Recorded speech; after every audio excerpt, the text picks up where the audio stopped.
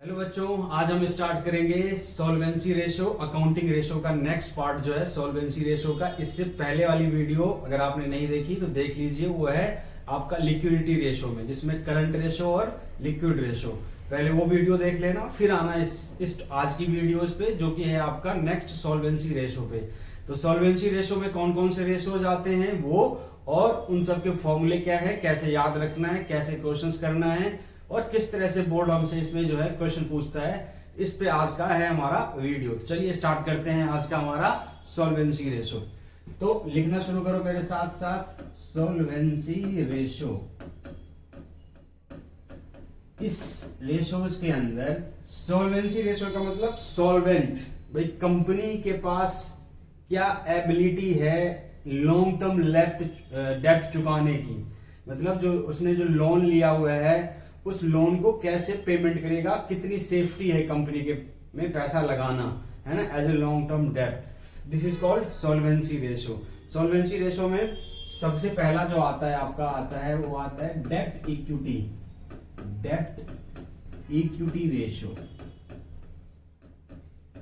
और नेक्स्ट जो आएगा आपका, इसमें आएगा टोटल एसेट्स टू डेब्ट रेशो। फिर जो नेक्स्ट आएगा इसके अंदर वो आएगा आपके पास प्रोप्राइटरी रेशो।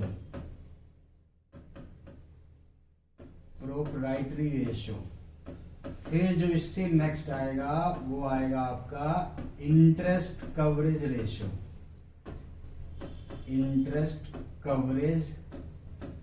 रेशो। ये भी इंपॉर्टेंट है, इसको भी ध्यान से देखना पड़ेगा। और इस बार जो सीबीएसई ने इंक्लूड किया है, और वो जो है हमारा वो है डेब्ट टू कैपिटल एम्प्लॉयड। इसकी मैंने इस बार जितने भी नए रेशो थे मैंने उनकी जो है अलग से वीडियो बना रखी है, आप चाहे तो वो वाली वीडियो भी देख सकते हैं, जिसमें सिर्फ नए रेशो की बात करी थी। तो ये आपके टोटल हो गए पांच रेशोज हो गए। पहला डेब्ट equity ratio, total asset to डेब्ट ratio, proprietary ratio, interest coverage ratio और डेब्ट टू कैपिटल एम्प्लॉयड।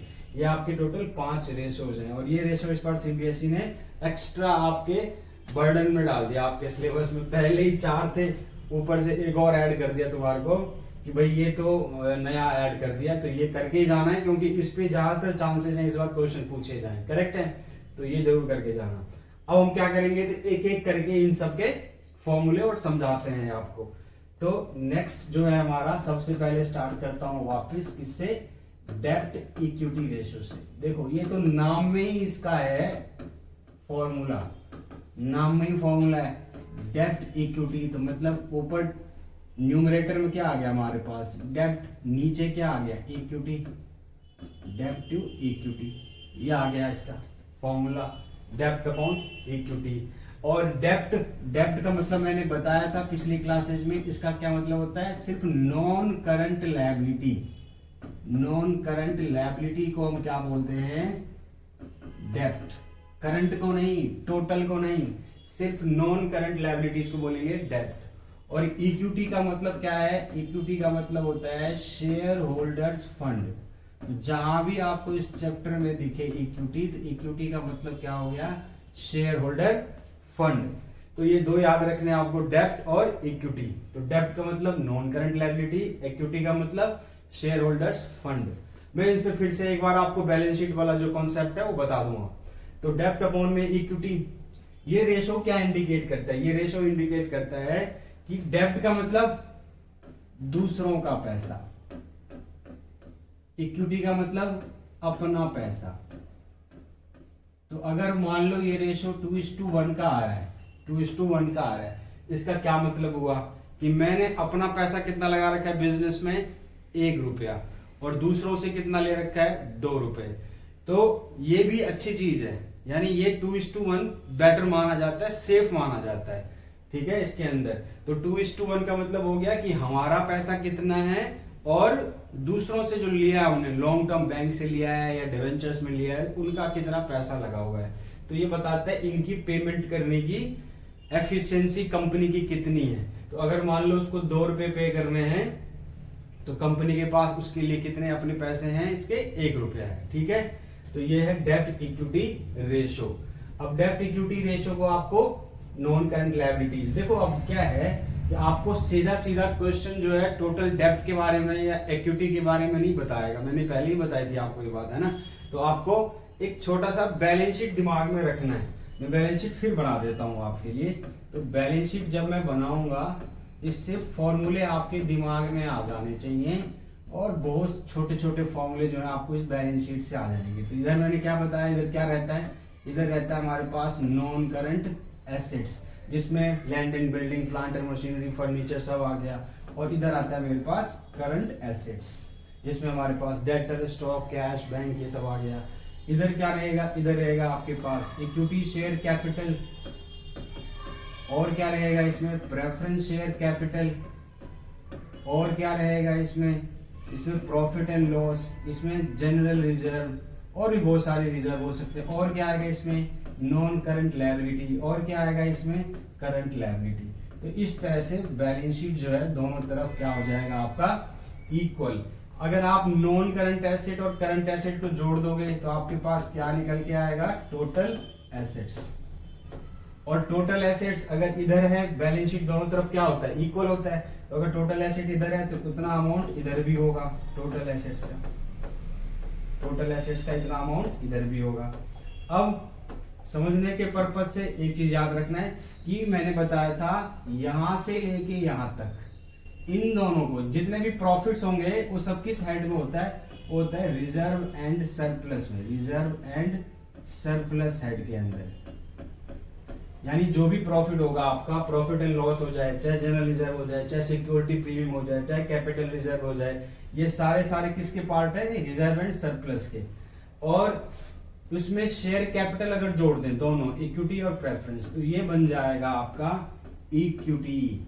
यही है जो फॉर्मूले में हमारे पास यहाँ क्रेडिट है, इक्विटी। इक्विटी को और किस नाम से बुलाते हैं, इसको और बुलाते हैं हम लोग शेयर होल्डर फंड से। क्या बुलाओगे आप, शेयर होल्डर्स फंड। तो चाहे इक्विटी बोलो, चाहे आप शेयर होल्डर्स फंड बोलो, वो यही है जो जिसमें कैपिटल आ गया और reserve and surplus, P&L, general reserve जो भी होगा उसके अंदर ऐड कर देंगे तो हमारा बन जाएगा शेयर होल्डर्स फंड। करेक्ट है, ये हो गई हमारे शेयर होल्डर्स फंड की बात। अब एक चीज देखो कि अगर मैं इस शेयर होल्डर्स फंड में, इस शेयर होल्डर फंड में नॉन करंट लायबिलिटी जोड़ देता हूं, यानी ये पूरा यहां से यहां तक, तो जो अमाउंट आएगा उसको बोलते हैं हम लोग कैपिटल एम्प्लॉयड। कैपिटल एम्प्लॉयड, तो कैपिटल एम्प्लॉयड का मैंने बताया था, इसका मतलब कि कितना पैसा बिजनेस में लगा हुआ है। तो आप शेयर होल्डर्स फंड में क्या जोड़ दोगे, नॉन करंट लायबिलिटी, तो क्या बन जाएगा वो कैपिटल एम्प्लॉयड। और नॉन करंट लायबिलिटी को ही क्या बोलते हैं हम लोग, डेब्ट। नॉन करंट लायबिलिटी को ही क्या बोलते हैं हम लोग, डेब्ट। तो जब भी डेब्ट फॉर्मूला आपको यहाँ पे नजर आए फॉर्मूले में, तो आप उसमें क्या लिखना होता है, सिर्फ नॉन करंट लायबिलिटी।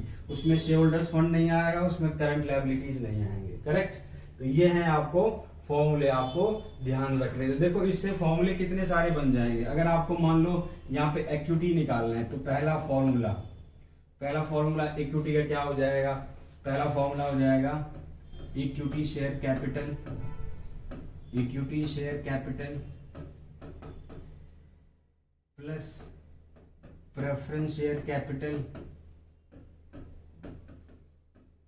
प्लस जितने भी आपकी रिजर्व एंड सरप्लस है, जितने भी आपके रिजर्व एंड सरप्लस हैं, तो वो आ गया। तो एक फॉर्मूला तो आपका ये बन गया, equity share capital, preference share capital और रिजर्व एंड सरप्लस। ये किसका फॉर्मूला बता रहा हूं आपको मैं, इक्विटी का। दूसरा अगर आपको निकालना है तो दूसरा कैसे निकालोगे, एसेट साइड, ये तो होगी आपकी लायबिलिटी साइड की अप्रोच से। अगर एसेट साइड से निकालना है तो क्या करोगे, टोटल एसेट्स यानी नॉन करंट और करंट, टोटल एसेट्स में से अगर आप करंट लायबिलिटी और नॉन करंट लायबिलिटी माइनस कर देते हैं, क्या, टोटल एसेट्स में से करंट लायबिलिटी और नॉन यानी टोटल डेब्ट माइनस कर देते हो, तो क्या बचता है हमारे पास, ये इक्विटी शेयर होल्डर्स फंड। दूसरा फॉर्मूला क्या बन गया आपके पास, टोटल एसेट्स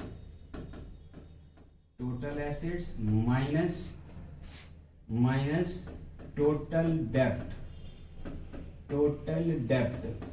टोटल डेप्ट का मतलब क्या? टोटल डेप्ट का मतलब चाहे नॉन करंट है चाहे करंट है, इन दोनों को जोड़ देंगे तो क्या बन जाएगा? टोटल डेप्ट। तो टोटल एसेट्स में से ये दोनों माइनस कर दोगे तो क्या बच जाएगा तुम्हारे पास? इक्विटी। फिर देखो आप, तीसरा फॉर्मूला क्या बन जाएगा? टोटल एसेट्स माइनस टोटल डेप्ट। टोटल डेप्ट में क्या था मेरे पास? टोटल डेप्ट में मेरे पास क्या था? वही नॉन करंट लायबिलिटी माइनस में करंट लायबिलिटी। मैंने उसी को लिख दिया कि टोटल एसेट्स में से नॉन करंट भी माइनस कर दो और करंट लायबिलिटी माइनस कर दो, एक ही बात है। इसका देखो नेक्स्ट फॉर्मूला क्या बनेगा? टोटल एसेट्स, यानी ये टोटल एसेट को मैं थोड़ा और तरीके से एक बार लिख देता हूं।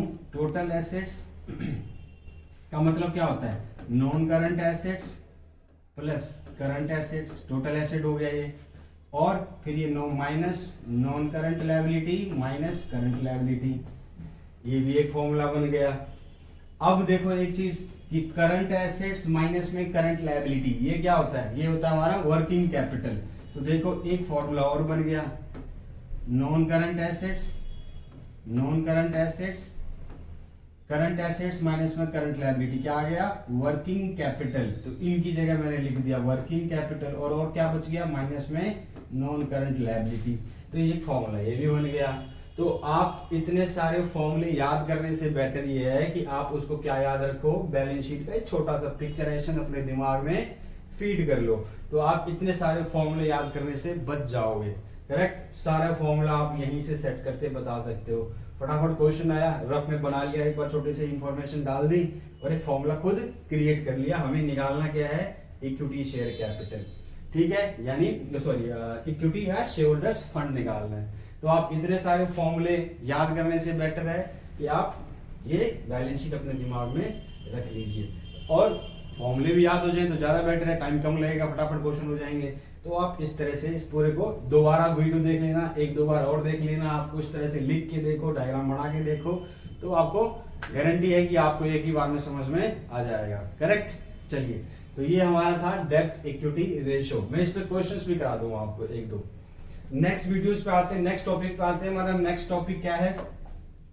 नेक्स्ट टॉपिक है हमारा आज का, जो कि है टोटल एसेट्स टू डेब्ट। टोटल एसेट्स टू डेब्ट रेशियो, टोटल एसेट्स टू डेब्ट रेशियो। अब इसका फॉर्मूला ये भी नाम में ही है, नाम में क्या आ गया? टोटल एसेट्स अपॉन में डेब्ट।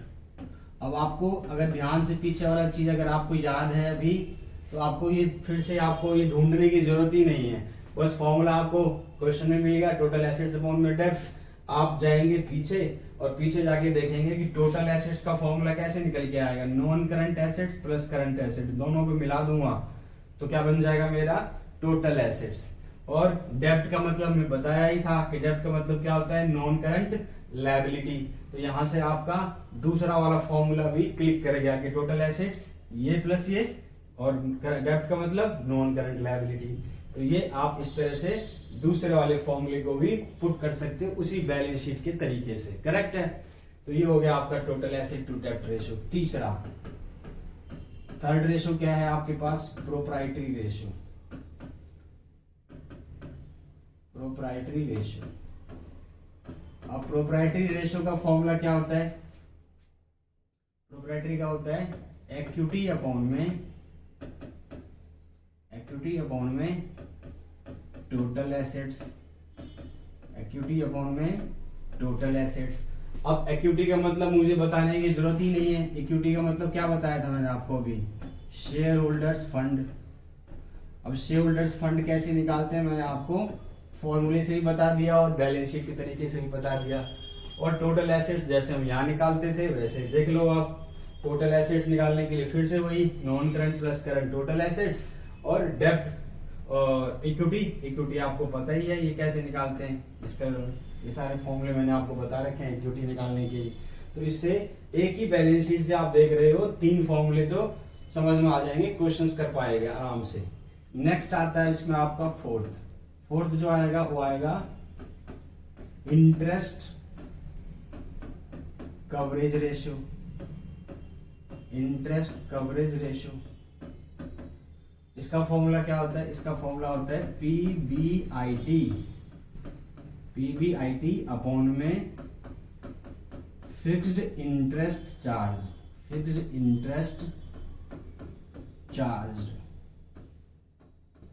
अब पीबीआईटी का क्या फुल फॉर्म होता है? पीबीआईटी का होता है profit before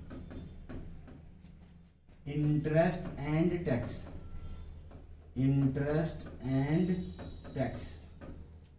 profit before interest and tax, ये होता है पीबीआईटी का full form, fixed interest charge. अब देखो एक चीज समझिए आप इसके अंदर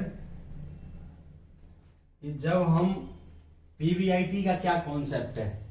देखो, जब सबसे पहले क्या होता है पीबीआईटी को हम एक और नाम से बुलाते हैं ऑपरेटिंग प्रॉफिट। ठीक है, इसको ऑपरेटिंग प्रॉफिट भी बोला जाता है, ऑपरेटिंग प्रॉफिट पीबीआईटी। अब पीबीआईटी आपको सबसे पहले company profit before interest and tax निकालेगी, मतलब वो प्रॉफिट जिसमें से अभी इंटरेस्ट और टैक्स माइनस नहीं है। इसके बाद दूसरा काम क्या करना होता है? उसको इंटरेस्ट माइनस करना होता है, इसमें से। जब इसमें से इंटरेस्ट माइनस कर देगी तो इसको बोलते हैं प्रॉफिट बिफोर टैक्स, मतलब इंटरेस्ट माइनस हो गया टैक्स से पहले का प्रॉफिट। तो अब नेक्स्ट माइनस क्या होगा? इसमें से टैक्स माइनस होगा। टैक्स का आपको परसेंटेज क्वेश्चन में दिया होगा, मान लो 30%, तो इस अमाउंट पे टैक्स निकलता है, इस वाले अमाउंट पे। ठीक है, इस अमाउंट पे टैक्स निकलेगा, वो आप इसमें से माइनस कर दोगे तो जो अमाउंट आएगा that is profit after tax. क्या निकल के आया? वो प्रॉफिट आफ्टर टैक्स। प्रॉब्लम ये है कि फॉर्मूले में हमें चाहिए क्या? ये वाला पीबीआईटी, बट आपको क्वेश्चन क्या दे देगा? आपको क्वेश्चन दे देगा पीएटी, प्रॉफिट आफ्टर टैक्स, ये दे देगा। तो इसका मतलब आपको यहां से धीरे धीरे कहां जाना है? वापस इस अमाउंट पे जाना है, क्योंकि यही चाहिए आपको फॉर्मूले में। तो ये कैसे जाओगे? तो प्रॉफिट आफ्टर टैक्स से पहले आप पहुंचेंगे प्रॉफिट बिफोर टैक्स पे, फिर प्रॉफिट बिफोर टैक्स में इंटरेस्ट जोड़ दोगे तो फिर कहां पहुंच जाओगे? पीबीआईटी पे। तो इस तरह से 2 स्टेप में। तो पहले आप प्रॉफिट आफ्टर टैक्स से किस पे जाओगे? प्रॉफिट बिफोर टैक्स में। तो ये कैसे निकलेगा? तो प्रॉफिट बिफोर टैक्स का फॉर्मूला क्या हो गया? प्रॉफिट आफ्टर टैक्स अपॉन में, ये तो क्वेश्चन में गिवन रहेगा 100 माइनस में टैक्स रेट, 100 माइनस में टैक्स रेट इनटू में 100। ये मतलब ये कि अगर आपके पास टैक्स रेट मान लो है 40% का, तो आप क्या करोगे? 100 मतलब 100%, टैक्स रेट कितना है आपका? 40, तो 100 माइनस में 40, तो यहाँ पे प्रॉफिट आफ्टर टैक्स को किससे डिवाइड करोगे? फिर 60% से। 60% मतलब 60 और मल्टीप्लाई बाय 100। समझ में आ गई मेरी बात? करेक्ट है। तो इस तरह से आप पीबीटी पे पहुंचेंगे, यानी प्रॉफिट आफ्टर टैक्स से किस पे पहुंचेंगे? पीबीटी पे। तो पहला स्टेप ये था आपका। इसके बाद कहां पे आ गए आप? इस पे आ गए। इसमें अब आपको क्या जोड़ना है? इंटरेस्ट। तो क्या बन जाएगा? पीबीआईटी। तो फिर पीबीआईटी का फॉर्मूला क्या बना? पीबीटी जो आपने अभी कैलकुलेट करा होगा, ये प्लस में interest on long term borrowing. Long term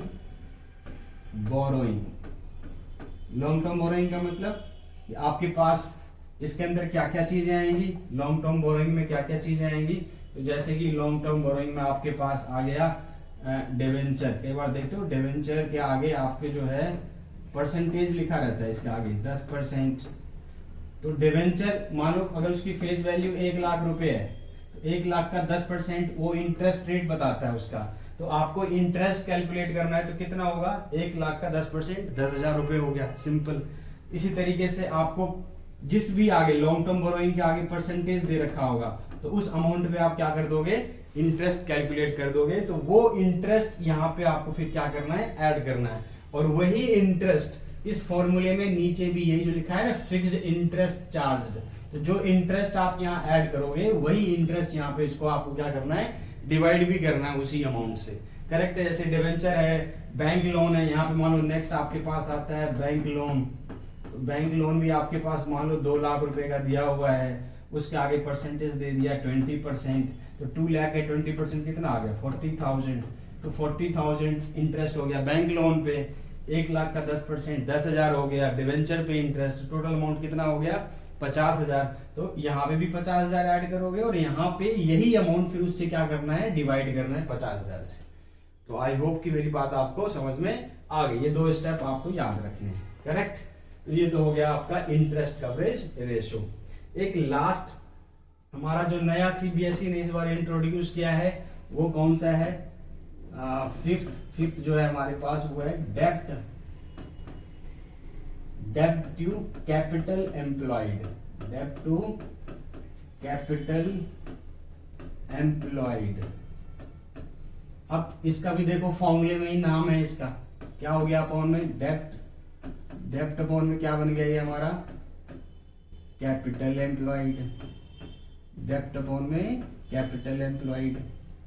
अब डेब्ट का मतलब फिर से बताने की जरूरत ही नहीं है, डेब्ट का मतलब नॉन करंट लायबिलिटी। और कैपिटल एम्प्लॉयड देखो क्या बताया मैंने, ये देखो येलो कलर वाला जो है ये क्या क्या ऐड करना होता है, इक्विटी यानी शेयर होल्डर्स फंड में अगर आप नॉन करंट लायबिलिटी जोड़ देते हो तो क्या बन जाता है capital employed. Shareholders fund में नॉन करंट लायबिलिटी जोड़ोगे, करंट लायबिलिटी नहीं, सिर्फ नॉन करंट लायबिलिटी यहां से लेके यहां तक, तो क्या बन जाएगा हमारा वो कैपिटल एम्प्लॉयड। तो कैपिटल एम्प्लॉयड का मतलब बिजनेस में कितना पैसा लगा हुआ है। तो इस तरीके से आप ये वाला रेशो भी जो इस बार का सीबीएसई ने इस बार ये नया रेशो डाला है नया, तो ये भी आप ध्यान से करके जाना और करके ही जाना इसको, तो इस पे क्वेश्चन ज्यादा है आने के इस बार चांसेस।